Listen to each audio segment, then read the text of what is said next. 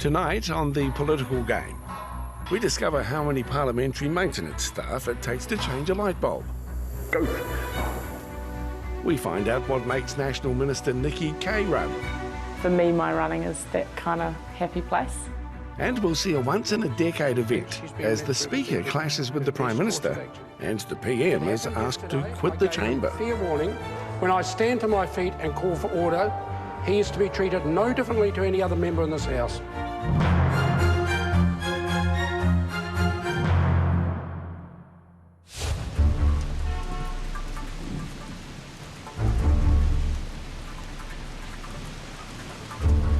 It's a cold and rainy day in Wellington, but that doesn't deter National Minister Nikki Kaye from her morning penance.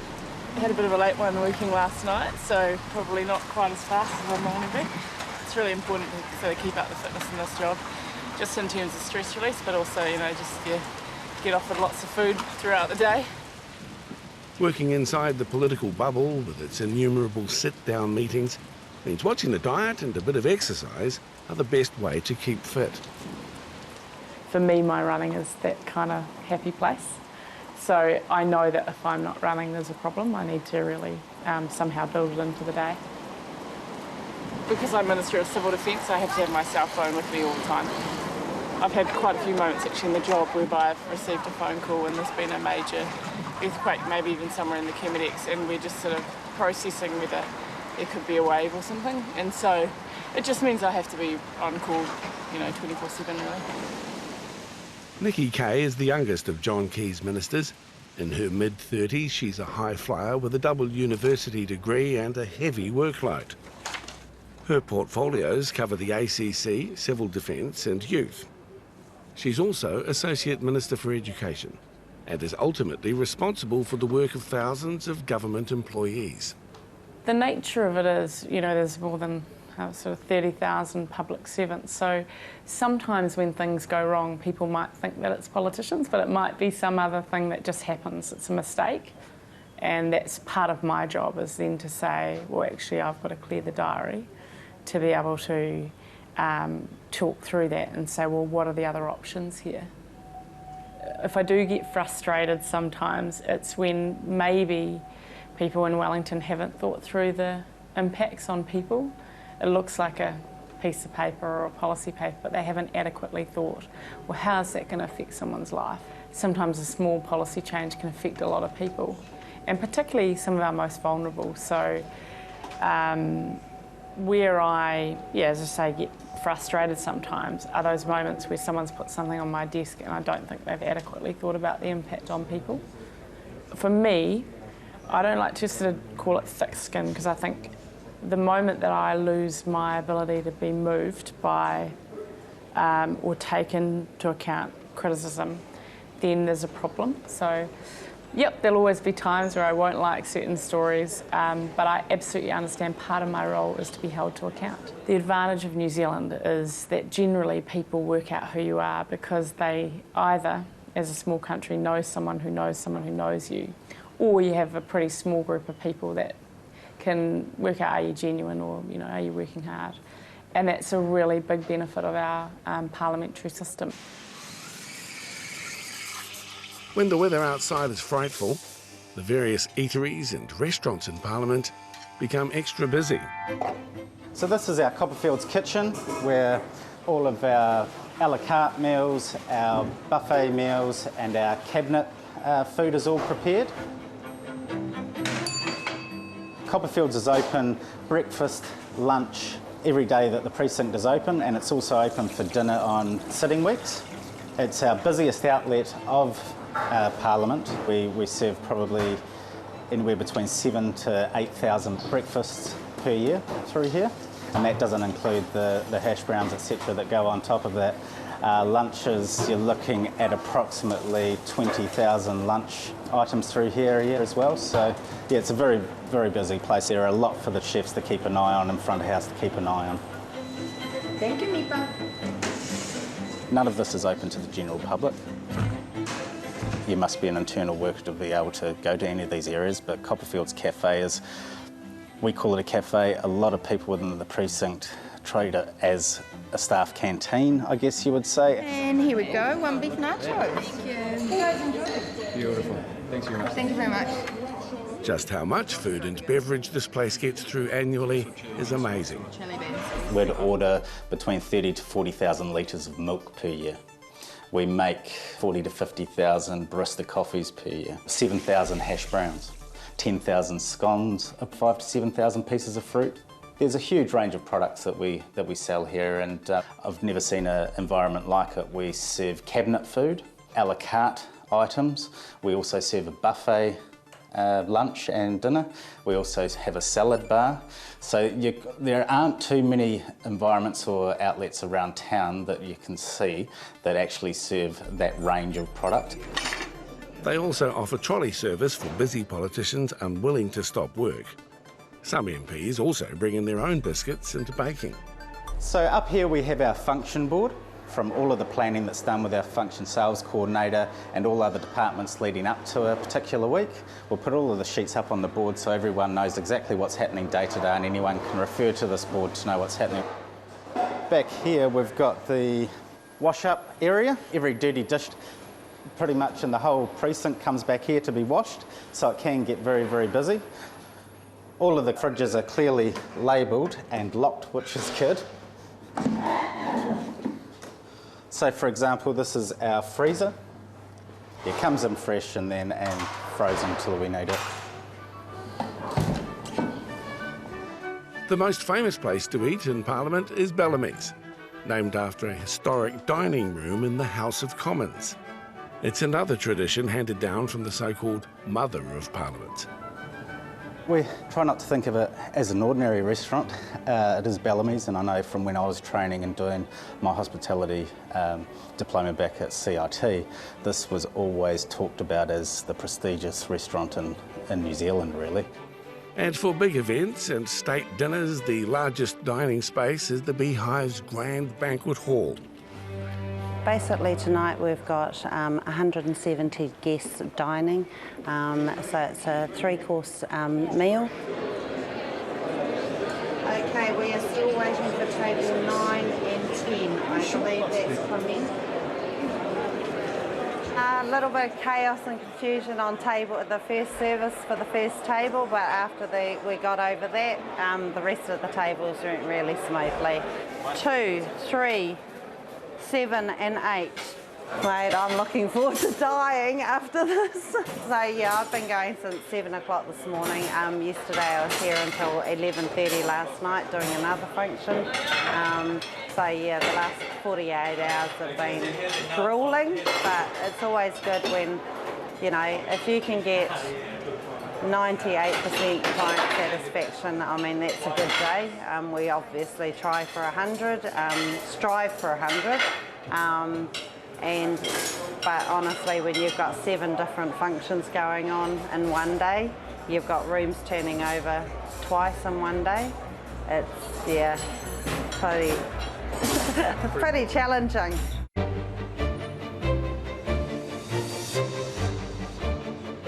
The political precinct in Wellington is an almost self-contained universe revolving around the main Parliament building.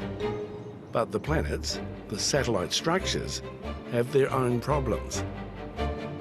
Keeping them maintained and their heritage values intact means the maintenance crew, technicians and tradesmen are fighting a never-ending battle to keep the place running smoothly and looking its best at all times. I've been painting Parliament since the refurbishment in 1992. It's never ending, really. Yeah, we could be here 7 days a week right through if need be. And some late nights to accommodate officers. You know, we don't really like to go in there whilst people are working, so we do a lot of after-hours work. A lot of people say it's like the bridge in Sydney. You start at one end and go back. But under the refurbishment, when it was first opened in 1995, the Queen was here, and we were rushing around up until about the last hour or so before she visited the Grand Hall and the House of Reps, just doing a touch-up area because the place it wasn't finished, but we just needed to do the route where the Queen was going to. We were invited to the cocktails and hors d'oeuvres afterwards, so that was quite interesting. It was always a fresh smell of paint, but I don't think she found any fault, although she may not have been looking. The job is complicated by the age and the heritage status of many areas and the need to preserve authenticity.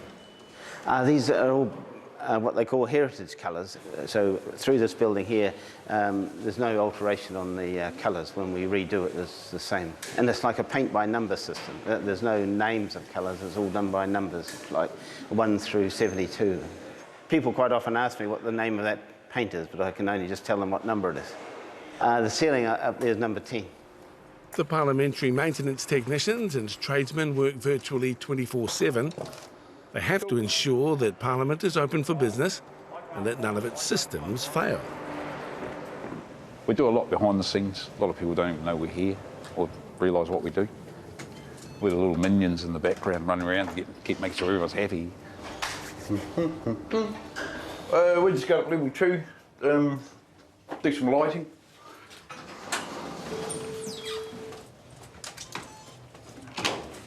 We wanted to get to these for a while. Just, yeah, never a good time to block the corridors off, you know. Just wait for the scaffolders to put their gear up. And then there's the age-old question, how many workers does it take to change a light bulb? Here, the answer is a few more than usual. In Parliament, where New Zealand's health and safety regulations were framed within the law, nobody is foolish enough to work without the appropriate safety equipment being worn and precautions regarding the hazards in place. The thing with this building is there's not a lot of spares. You can't just go to Auckland and buy the bits you need. Because it's a heritage building, a lot of the equipment here is no longer available. We try and keep any gear that comes out of the building to use it somewhere else.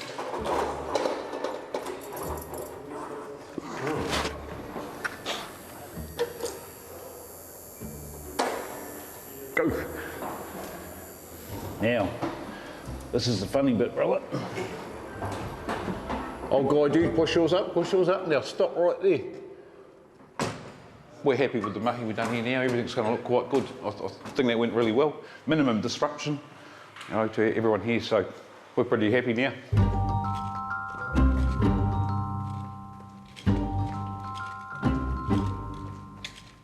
Hey there, Mr. Brent. Yo. I'm wanting to lower the light first in the door, the pendant on, if you're looking into the room, on your right. No some jokes. Yeah, that's the one right at the front of the LCC, mate. I need the one at the back. Okay, try that one. Yep, that's it, mate. Thank you. You know, you might be in here one day, everything's fine. Come the next day, a couple of lights are out. Just requires regular checking, especially before functions or when the house is sitting. We're going to upgrade these to LEDs in the next month. Yeah, big push with the LEDs in here now. Power savings, you know, reliability, things like that. They're going away from these old metal halide bulbs. Too costly, you know, not very effective to run in the way of power. Yeah, that's good, Mr. Brent. Happy with that. We can shut our winch and stuff down, please, bud. Every day's really full on here. Very demanding place. A lot of kit to look after. You know, a lot of people to keep happy. That's not easy. So this is the House of Reps, where all the MPs do their thing. You know, we've just upgraded all the metal halide light fittings in here, like the old one you were looking at before, to LED. This whole room's all LED lighting now, bar a couple of little fittings down below. We've noticed a big sort of difference in the power usage. Same with these lights here. They don't take 20 minutes to warm up and strike. They just come straight on. You know, and this is a lot better than sitting in the dark for 20 minutes in event of a power cut, whatever. We're really happy with the outcome. The quality of light makes the room look fresh. Really hard to get a room like this looking even light right across, you know. So we're really happy with how it's turned out in here. There's a good certain expectation for delivery of service here. You can't just say, oh, I don't feel like doing that and leave it, you know. Sort of place it is. Hey, you geese. With the tradesmen clear, it's another day in the office for yet another select committee. This one's considering the Trans-Pacific Partnership Agreement. It's chaired by backbench National member Mark Mitchell. And also you've got the United States being sued by a Canadian company for deciding to go against the Keystone Pipeline. The committee comprises parliamentarians with considerable overseas experience. Labour's David Shearer, with 20 years spent running United Nations relief programs. The Greens' Kennedy Graham, a 16-year career diplomat. That NFAT is, quote, independent. Yes, I understand. Because it's the bureaucracy that's independent of government. And Mitchell himself once worked as a security advisor in post-Saddam Iraq. Then I think it's bound to happen to New Zealand as well, and I think that's absolutely unacceptable. Thank you very much. I've got a responsibility to make sure that that committee runs smoothly, that everyone gets a fair say.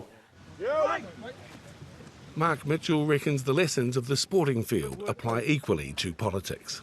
Way to go, Alfie. I really enjoy the parliamentary sports. I'm really pleased that I got involved in that when I arrived in Parliament.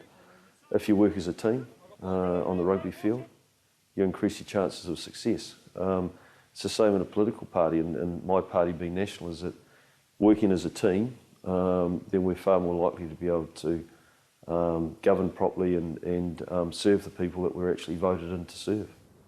Mitchell's early career in the police saw him in another team environment. His teammate then was a highly trained German Shepherd. My dog Zar, we spent 8 years together. He was my best mate because, I spent so much time with him. I joined the police at about 20 and had a 14-year policing career, which I thoroughly enjoyed. Policing teaches you how to deal with people. And of course, policing, you're part of a wider team. So it teaches you the value and the importance of teamwork.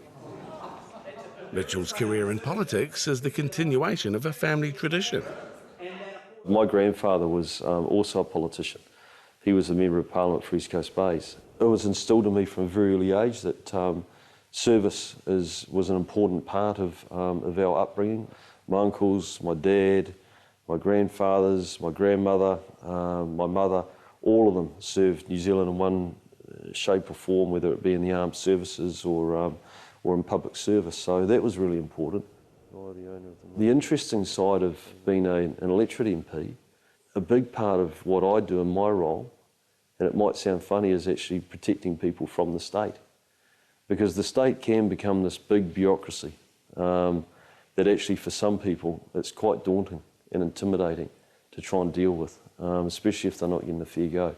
So often they'll arrive at our offices often as a last port of call to try and get some help and some assistance and get some stress taken out of their life. And so that's actually a big part of what we do. There's the bell, so we've got to go. With the bells ringing and the House due to go into session for question time, Mitchell is sometimes quite glad he's a backbencher. Hey guys, how are you?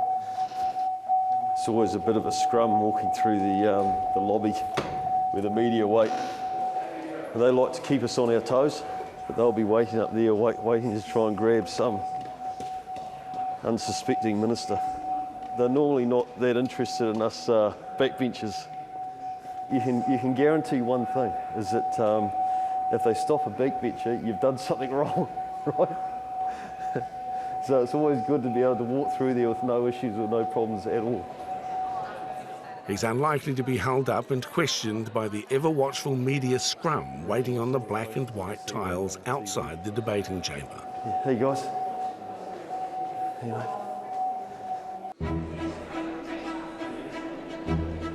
Back in the chamber, there's been a changing of the guard, or at least the sergeant-at-arms. Maureen Breen is acting in the role since Brent Smith retired. She's not the first woman to carry the mace, but she's been doing some serious training to build up her strength for the role. I have taken up weights and I do them every day, and it's nearly 9 kilos, but most of the weight is actually in the top part of the mace, in the crown part, and it is actually quite heavy, yes, and that is why I do the weights. I can't lift it straight up and down yet on one hand, but I'm learning. And for the new acting sergeant-at-arms, there is an event in the chamber which hasn't happened for more than a decade. I think the member should do this. I think he should get on his feet and he should say, John, on Saturday night, I went on TV. The expulsion by the Speaker of a Prime Minister for violating standing orders. Order. Order. Order. The Prime Minister will leave the chamber. When I stand to my feet, it happened yesterday, I gave him fair warning. When I stand to my feet and call for order, he is to be treated no differently to any other member in this House. The Prime Minister will leave the chamber. For MPs on both sides of the House and for the public at large, the Prime Minister being asked to leave the debating chamber not only became headline news, but also was a sharp but salutary reminder that in this House, Mr. Speaker rules the roost. The member is making a significant effort today, in my mind, to create disorder. Yeah. Well, the boss and I, look, we tend to have our share of being booted, and I guess the Prime Minister's just experienced it. Yeah, not a bad thing. Not a bad thing, I don't think. From New Zealand First side, we just say your behaviour today has been totally inappropriate. We've had enough of it. Well, then that member can certainly leave. If the others want to volunteer, that's their business. The New Zealand public want to see answers to questions on issues. They don't want to necessarily see all this game playing happening. But there are lots of ministers who just want to play the game, don't have an interest in the issues, and so, you know, do it. John Key is one of those. The Prime Minister turned away, so he wasn't looking at in the direction of the Speaker. He was just talking rhubarb to whoever was asked the question, and the Speaker was actually standing on his feet, basically yelling at the Prime Minister. I guess he had no option. I would be the last to criticise the PM for getting the biffo from the House. It's one of the very first times I've seen it happen to John Key. I'm just hoping you journalists don't dig in and count how many times I've had the same treatment. Thank you very much. Look at this. If you can't read New Zealand's sign language, it might be meaningless. So here's what it means translated into English. Prime Minister, this is Prime Minister, leave. So leave the chamber, yeah. The incident with the Prime Minister was a highlight of the week for the interpreters working in Parliament for New Zealand's celebration of our third official language, New Zealand's Sign Language, and a chance for a wider recognition of their work. We're contracted to, during New Zealand Sign Language Week, provide New Zealand Sign Language interpretation of question time.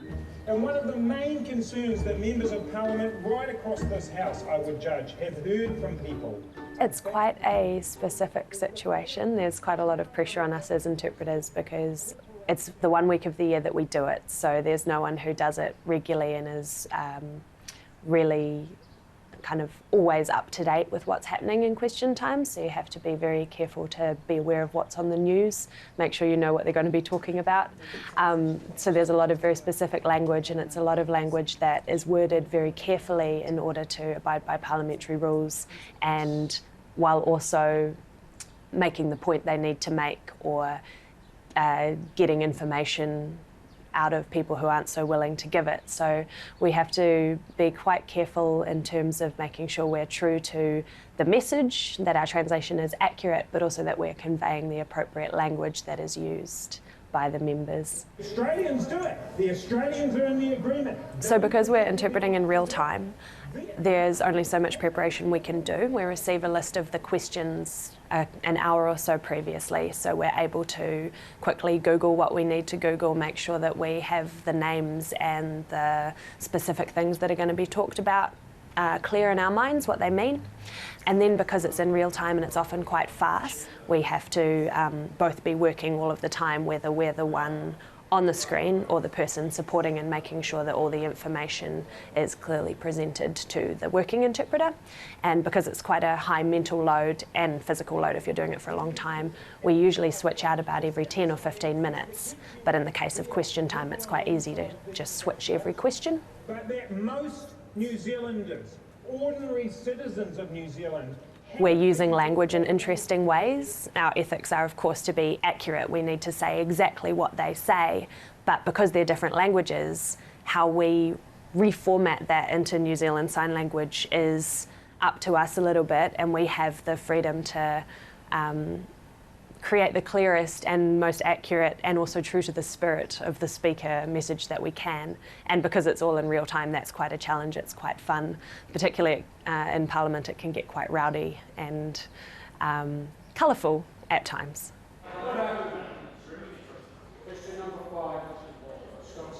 We're also on national television and available on the internet forever, so there's quite a lot of pressure to do a really good job. Next time on The Political Game, Lotto, Parliament style, as we witness the drawing of a Members' Bill ballot.